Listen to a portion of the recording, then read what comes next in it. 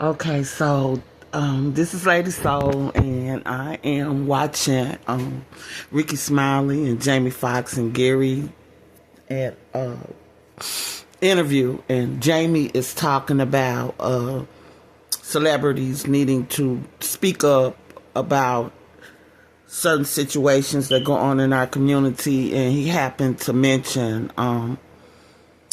the Mike Brown situation in Ferguson. Well, I'm from St. Louis, and that's where I lived, and we were in the middle of that. I don't know what you would call it. It was the way the National Guard treated us in the community. It was just outrageous.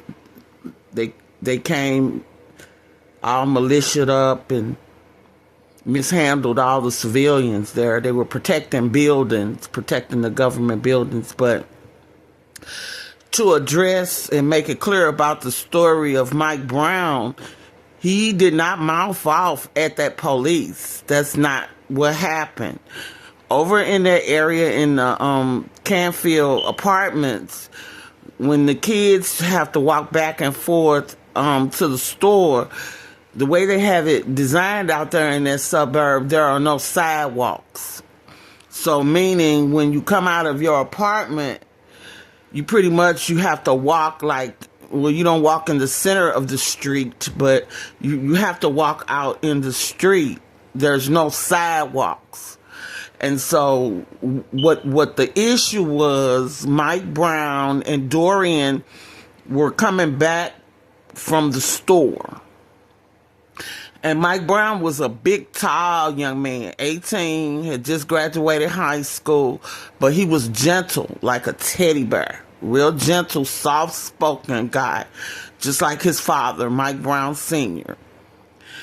This particular cop that was policing that area was not from the area because, well, the story is kind of long and complicated. But anyway, the whites took flight, but they didn't take the cops out of the police officers in that area. Did not look like the community that they were servicing, because most of the white people had took flight and went further west in Missouri. You know, as soon as we move in neighborhoods, they all run out because they say that the neighborhood is going down. However, Mike wasn't really talking back or being smart with the officer. The officer told him to get his sagging pants ass out the middle of the street. No, I'm sorry. Excuse my French, guys.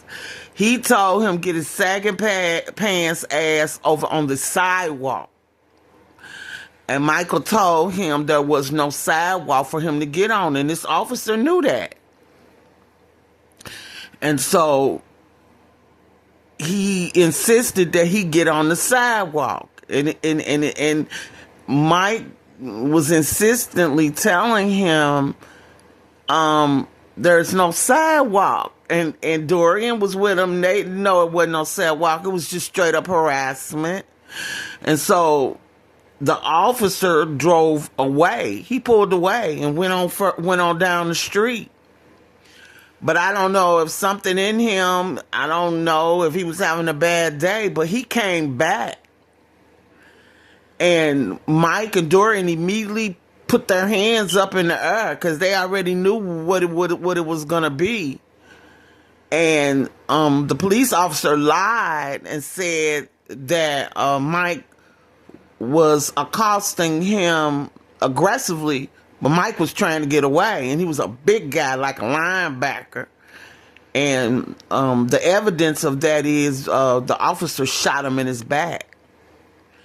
And then when they interviewed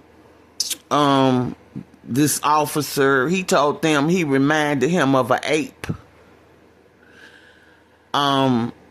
This officer came from, he resided in a racist part of Missouri, racist part of the town, and really didn't know a lot about blacks. And so he was being sincere when he said he reminded him of a gorilla, of an ape. He wasn't lying. That's how he felt. I'm just giving you y'all the true story of it so you'll know what happened. I was there. Me and my family was there when it all played out. We were on ground zero. And so immediately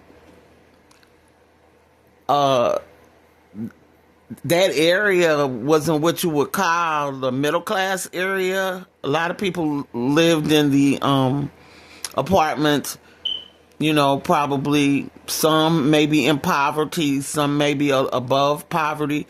We lived in the neighboring town, Spanish Lake, which was a little more suburbia, a residential area. I'm not saying there wasn't a residential area over there where Mike and them lived, but those were just apartments. His mom was at work,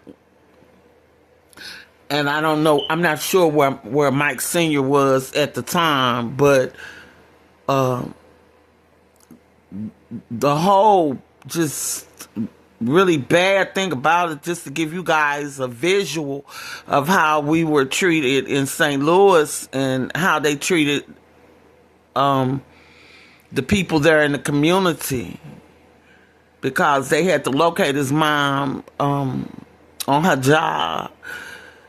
When he shot him, he did not even call for EMS. He didn't even try to revive life. He didn't even try to save his life. And then he left him out there laying in the street for half the day uncovered.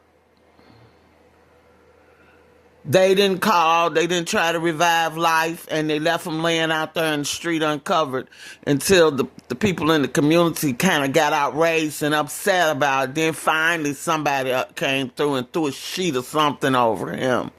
So, but I just wanted to make that clear. He was not talking back. He just was letting them know there was no sidewalk to get on. And to add insult to injury, after all of that, the St. Louis County Police Department put out a fake tape, which wasn't even Michael Brown, trying to say he robbed the store. They had what they call that? Is it called a secret indictment? Which the officer wasn't supposed to be in, since he was the defendant, but they allowed him to attend this secret indictment. And his fellow officers in the community that this officer lived in, they raised big money and they moved him out. They moved him and hid him, moved him out of town while he was under investigation. So St. Louis, they did a lot of dirty, underhanded things. So I just wanted to clarify so you guys could have a clear story. We were there. Me and my family was there. So that's what happened. Mike wasn't getting smart, wasn't talking back. He just was simply telling the man there's no sidewalks. All right, guys. Love you all. Peace.